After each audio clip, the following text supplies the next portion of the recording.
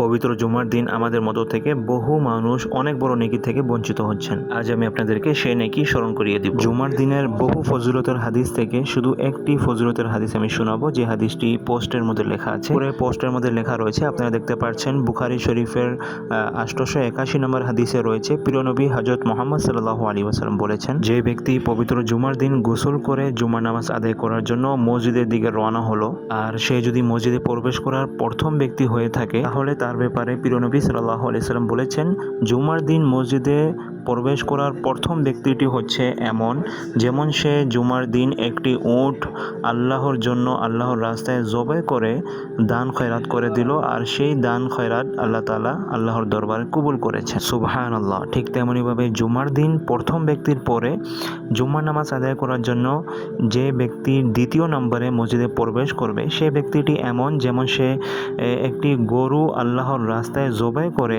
আল্লাহর বান্দাদেরকে দান খয়রাত করে দিল, আর সেই দানটিও আল্লাহ তাআলা কবুল করে নিল। সুবহানাল্লাহ। ঠিক তেমনইভাবে তৃতীয় নম্বরে যে ব্যক্তি জুমার নামাজ আদায় করার জন্য মসজিদে প্রবেশ করবে, সে ব্যক্তিটি এমন, যেমন আল্লাহর রাস্তায় একটি দুম্বা জবাই করে সে দান খয়রাত করলো, আর আল্লাহ তাআলা সেই দানটিও কবুল করে নিল। সুবহানাল্লাহ। তো এই ছিল পবিত্র জুমার দিনে উট, গরু আর দুম্বা ধাপে ধাপে আল্লাহর রাস্তায় সদকা করার সওয়াব অর্জন করার হাদিস।